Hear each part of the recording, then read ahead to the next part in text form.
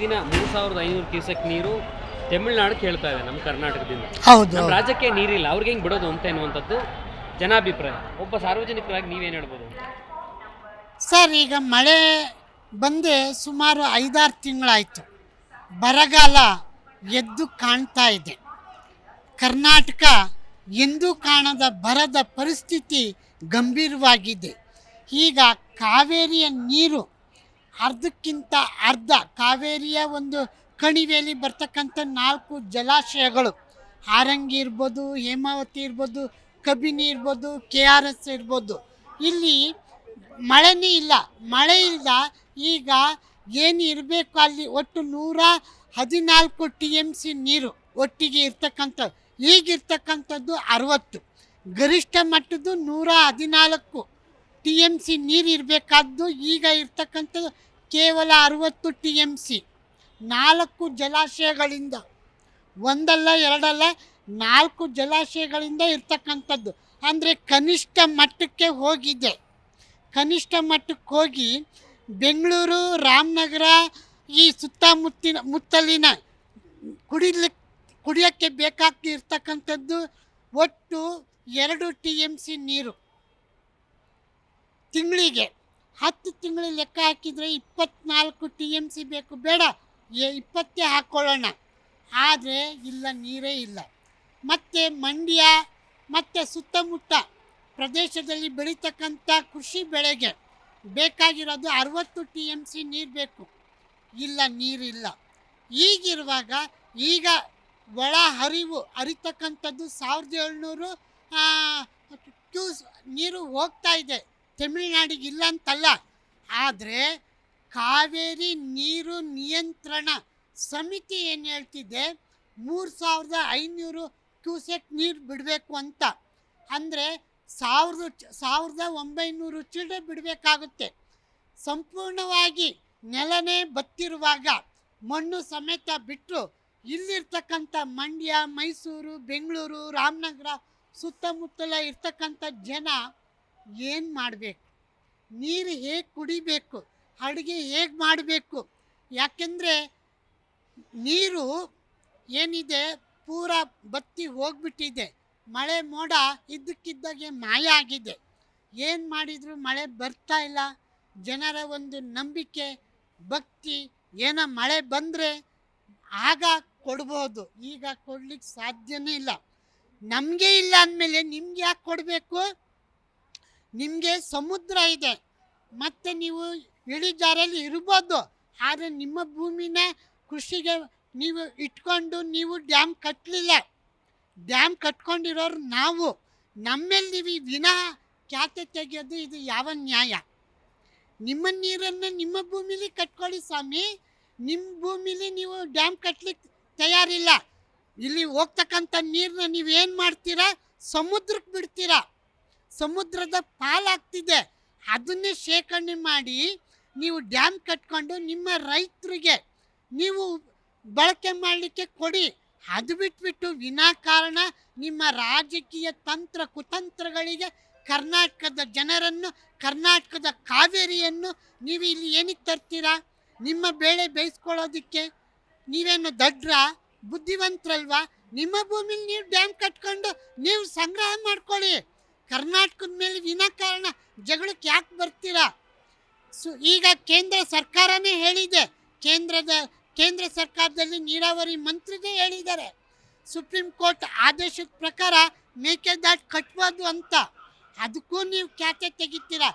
ಏನು ವಿನಾಕಾರಣ ನಿಮ್ಮದು ಖ್ಯಾತೆ ತೆಗಿಯೋದೇನೆ ನಿಮ್ಮದು ಅಭ್ಯಾಸ ಆಗೋಗ್ಬಿಟ್ಟಿದ್ಯಾ? ಕನ್ನಡಿಗರ ಅಂದರೆ ನಿಮ್ಮ ನಾವು ಖಾಲಿ ಕಸನ ನಿಮಗೆ? ಕನ್ನಡಿಗರ ಸ್ವಾಭಿಮಾನ ನೀವು ಕೆಣಕ್ತಾ ಇದ್ದೀರಾ. ಕನ್ನಡಿಗರ ಸ್ವಾಭಿಮಾನ, ಕನ್ನಡಿಗರು ಒಂದಾಗಿದ್ದರೆ ಇಡೀ ತಮಿಳುನಾಡು ಬಾಯಿ ಮುಚ್ಕೊಂಡು ಕೂರಬೇಕಾಗುತ್ತೆ. ನಮ್ಮ ರಾಜಕಾರಣಿಗಳು ಅಷ್ಟೇ, ಪಕ್ಷ ಭೇದ ಭಾವ ಬಿಟ್ಟು ಎಲ್ಲ ರಾಜಕಾರಣಿಗಳು, ಎಲ್ಲ ರಾಜಕೀಯ ಪಕ್ಷಗಳು, ಎಲ್ಲ ಕನ್ನಡ ಸಂಘಟನೆಗಳು ಕರ್ನಾಟಕದಲ್ಲಿರ್ತಕ್ಕಂಥ ಹೊರ ರಾಜ್ಯದವರಾಗಲಿ ಒಳ ರಾಜ್ಯದವರಾಗಲಿ ಎಲ್ಲರೂ ಒಗ್ಗಟ್ಟಿನಿಂದ ಒಂದೇ ಧ್ವನಿ ಎತ್ತಿದಾಗ ಮಾತ್ರ ತಮಿಳುನಾಡಿನ ಧ್ವನಿಯನ್ನು ಅಡಗಿಸ್ಲಿಕ್ಕೆ ಸಾಧ್ಯ. ಇಲ್ಲಾಂದರೆ ಇಲ್ಲ. ಕುಡಿಲಿಕ್ಕೆ ನೀರೇ ಇಲ್ಲ. ಇನ್ನು ತಿಕ್ಕ ತೊಳ್ಕೊಳ್ಳೋದು ಎಲ್ಲಿಂದ ಸಾಧ್ಯ ಸ್ವಾಮಿ? ಸ್ನಾನ ಮಾಡೋದು ಎಲ್ಲಿದೆ? ಎಲ್ಲನ ಮಳೆ ಬರ್ತಿದ್ಯಾ? ಕಣಿವೆ ರಾಜ್ಯದ ಸುತ್ತಮುತ್ತಲಿನ ಪ್ರದೇಶಗಳಲ್ಲಿ ಮಳೆ ಆಗ್ತಿದ್ಯಾ? ಆಗಿಲ್ಲ. ಮೋಡ ಕಟ್ಟುತ್ತೆ, ಮೋಡ ಇದ್ದಕ್ಕಿದ್ದಾಗೆ ಚೆದರುತ್ತೆ. ಇಷ್ಟೊತ್ತಿಗೆ 108 ಆದರೂ ತುಂಬಬೇಕಿತ್ತು. 4 ಜಲಾಶಯನೂ ಬತ್ತಿ ಹೋಗಿದೆ, ಬರಗಾಲ ಸೃಷ್ಟಿಯಾಗಿದೆ. ಈಗಿರ್ಬೇಕಾದ್ರೆ ನೀರು ಬಿಡಿ ನೀರು ಬಿಡಿ ನೀರು ಬಿಡಿ ಅಂದರೆ ಎಲ್ಲಿಂದ ಬಿಡಲಿಕ್ಕಾಗುತ್ತೆ? ಕನ್ನಡಿಗರ ಧ್ವನಿ ಒಂದಾಗಬೇಕು. ಕನ್ನಡಿಗರೆಲ್ಲ ಒಗ್ಗಟ್ಟಿನಿಂದ ಹೋರಾಡಿ ಕರ್ನಾಟಕ ಸರ್ಕಾರಕ್ಕೆ ಚಡಿಯೇಟು ಕೊಟ್ಟಾಗ ಮಾತ್ರ ಕದ್ದು ಮುಚ್ಚಿ ಬಿಡ್ತಕ್ಕಂಥ ಅಭ್ಯಾಸ ತಪ್ಪುತ್ತೆ. ಇಲ್ಲಾಂದರೆ ಅವ್ರು ಹೇಳಿದ್ರು ಅಂದ್ಬಿಟ್ಟು ಇವರ ರಾಜಕೀಯ ಮೈತ್ರಿ ನಡಿಬೇಕಲ್ಲ ಸ್ವಾಮಿ. ಅದಕ್ಕೋಸ್ಕರ ಕರ್ನಾಟಕ ಸರ್ಕಾರ ಸನ್ಮಾನ್ಯ ಮುಖ್ಯಮಂತ್ರಿಗಳು ಏನಾದರೂ ನೀರು ಬಿಟ್ಟರೆ ಇಡೀ ಕರ್ನಾಟಕ ಆಗಾಯ್ತು ನೋಡಿ. ಬಂಗಾರಪ್ಪನವರ ಅವಧಿಲಿ ಅದಕ್ಕಿಂತ ಡಬಲ್ ಆಗುತ್ತೆ. ಅಲ್ಲ ಸರ್, ಈಗ ರಾಜ ಮಹಾರಾಜರ ಕಾಲದಿಂದಲೂ ಕೂಡ ನೀರು ಬಿಟ್ಕೊಂಡೇ ಬರ್ತಾ ಇದೀವಿ. ಈಗಿರುವಂತ ಪರಿಸ್ಥಿತಿಲಿ ಸರ್ಕಾರದ ಅನಿವಾರ್ಯತೆ, ಅದು ಸುಪ್ರೀಂ ಕೋರ್ಟ್ ಆರ್ಡರ್ ಕೂಡ ಇದೆ, ನಾವು ಬಿಡಲೇಬೇಕಾಗುತ್ತೆ ಅನ್ನುವಂಥದ್ದು ಸರ್ಕಾರದ ವಾದ. ಅನಿವಾರ್ಯ ನಿಜ ಸ್ವಾಮಿ. ಆಗ ತಪ್ಪು ನಮ್ಮ ಕರ್ನಾಟಕದಲ್ಲಿ ಇರ್ತಕ್ಕಂಥ ಕರ್ನಾಟಕ ಆಳ್ವಿಕೆ ನಡೆಸ್ತಂಥ ರಾಜ ಮಹಾರಾಜರು ಇರ್ಬೋದು, ಬ್ರಿಟಿಷ್ ಆಗಿರ್ಬೋದು, ಈಗ ಬಂದು 80 ವರ್ಷ ಆಳಿರ್ತಕ್ಕಂಥ ಸುಮಾರು 65 ವರ್ಷ ಆಳಿರ್ತಕ್ಕಂಥ ಕಾಂಗ್ರೆಸ್ ಸರ್ಕಾರ ಇರ್ಬೋದು, ಸಮರ್ಥ ನೀರಾವರಿ ಸಚಿವರನ್ನೇ ನೇಮಕ ಮಾಡಲಿಲ್ಲ. ಎನ್ ನಂಜೇಗೌಡರು ಬಿಟ್ಟರೆ ಮತ್ತಾರೂ ಬರಲಿಲ್ಲ. ನೀರಾವರಿ ಬಗ್ಗೆ ಕಾಳಜಿ ವಹಿಸಿ ಮಾತುಕತೆ ನಡೆಸಲಿಕ್ಕೆ. ಈಗ ಹಿಂದೆ ಇದ್ದಂಥವ್ರು, ಈಗ ಮುಖ್ಯಮಂತ್ರಿ ಆಗಿದ್ದೆ ಹಿಂದೆ ಇದ್ದಂಥ ಡಿ.ಕೆ. ಶಿವಕುಮಾರ್ ಅವರೇ ನೀರಾವರಿ ಸಚಿವರಾಗಿದ್ದರು. ಎಚ್.ಕೆ. ಪಾಟೀಲ್ ಕಾನೂನು ತಜ್ಞರಾಗಿರ್ತಕ್ಕಂಥ ಎಚ್.ಕೆ. ಪಾಟೀಲು ನೀರಾವರಿ ಸಚಿವರು. ಎಲ್ಲರನ್ನೂ ಒಟ್ಟಿಗೆ ಸೇರಿಸಿ ಏನು ಮಾಡಬೇಕಂತ ಮನವರಿಕೆ ಮಾಡಿಕೊಡೋದು ಬಿಟ್ಬಿಟ್ಟು ಅವ್ರು ಹೇಳಿದ್ರು ನಾವು ಬಿಟ್ಬಿಡ್ತೀವಂತ ಇರೋದನ್ನೆಲ್ಲ ಗೋರಿ ಬಿಟ್ಬಿಟ್ರೆ ಮಂಡ್ಯ ಜನ ಏನು ಮಾಡಬೇಕು?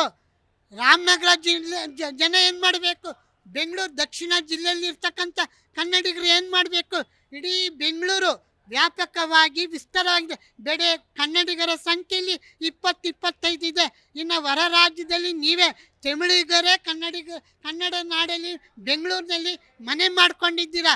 ನಿಮ್ಮ ಸಂಖ್ಯೆನೇ ಒಂದು 40-45% ಇದೆ. ನೀವು ನೀರು ಕುಡಿಬೇಕಲ್ವಾ? ನಿಮಗೆ ನೀರಿಲ್ಲ ಅಂದರೆ ಇಲ್ಲಿ ಇಡೀ ಕರ್ನಾಟಕ ಬೆಂಗಳೂರಲ್ಲಿ ಇದ್ಮೇಲೆ ಅದು ಕನ್ನಡಿಗರ ಸ್ವತ್ತು.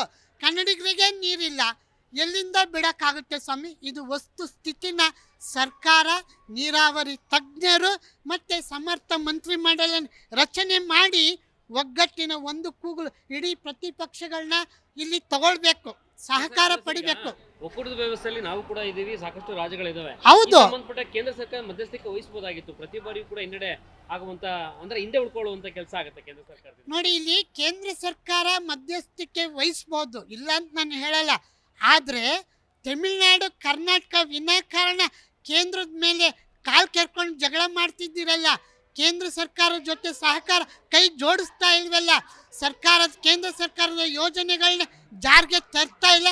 ವಿನಾಕಾರಣ ಸಿದ್ದರಾಮಯ್ಯವ್ರು ಇರೋ ತನಕ ಜಗಳ, ಸ್ಟಾಲಿನ್ ಇರೋ ತನಕ ಜಗಳ. ಈಗ ನೀವಿಬ್ಬರು ಮೈತ್ರಿ ಮಾಡ್ಕೊಂಡಿದ್ದೀರಾ ತಮಿಳುನಾಡಲ್ಲಿ ಕಾಂಗ್ರೆಸ್ಸು. ಆದ್ದರಿಂದ ಇಲ್ಲಿನ ಕೇಂದ್ರ ಕಾಂಗ್ರೆಸ್ ನಾಯಕರಿಗೆ ಚಡಿಯೇಟು ಕೊಡಬೇಕು. ಯಾಕಂದರೆ ಅವರು ಸ್ವಾರ್ಥ ನೋಡ್ತಾರೆ. ಕನ್ನಡಿಗರ ಧ್ವನಿನ ಅಡಗಿಸ್ಲಿಕ್ಕೆ, ಅವ್ರ ಬೇಳೆ ಬೇಯಿಸ್ಕೊಳ್ಳೋದಕ್ಕೆ ಇಲ್ಲಿನ ಕಾಂಗ್ರೆಸ್ ನಾಯಕರನ್ನ ಗುಲಾಮರಾಗಿ ನೋಡ್ಕೊಳ್ತಾ ಇದ್ದಾರೆ. ಅದು ಕಾಂಗ್ರೆಸ್ ಹೈಕಮಾಂಡು ಆ ಬುದ್ಧಿನ ಬಿಟ್ಟು ಇಡೀ ಕರ್ನಾಟಕ ಪರವಾಗಿ ನಿಲ್ಲಬೇಕು. ಈ ಕರ್ನಾಟಕ ಸರ್ಕಾರ ಕೇಂದ್ರ ಸರ್ಕಾರನ ಹೋಗಿ ಕೇಳ್ಕೊಳ್ಬೇಕು, ಮನವಿ ಮಾಡಬೇಕು. ಸ್ವಾಮಿ ಹೀಗಿದೆ, ನೀರಿಲ್ಲ ಅಂತ ಹೇಳಬೇಕು ವಸ್ತುಸ್ಥಿತಿನ.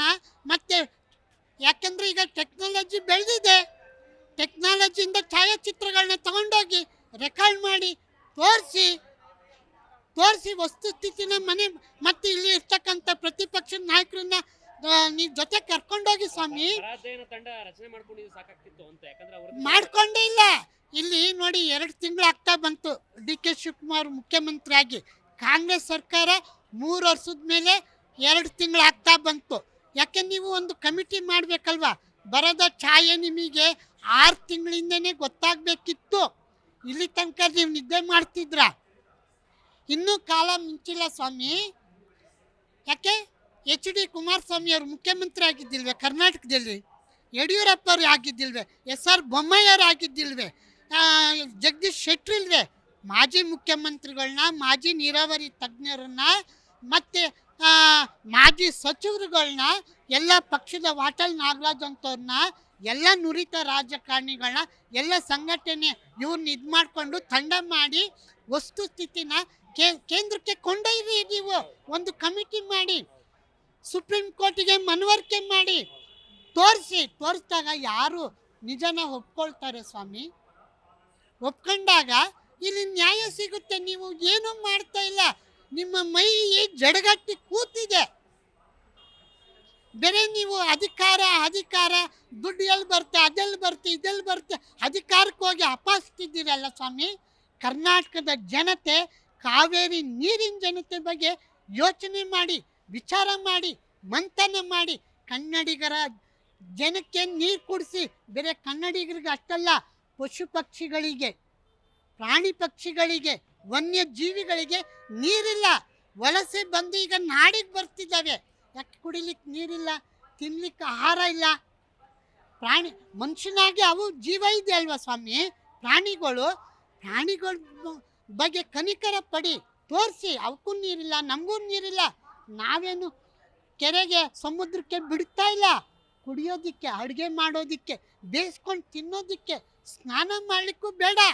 ಕುಡಿಯೋಕ್ಕಾದ್ರೂ ಬೇಡವಾ ಸ್ವಾಮೀಜಿ? ಜೀವ ಉಳಿಸ್ಕೊಂಡು ಇದ್ರ ಬಗ್ಗೆ ವಿಚಾರ ಮಾಡಿ ತಕ್ಷಣ ಕಾರ್ಯಪ್ರವೃತ್ತರಾಗಿ.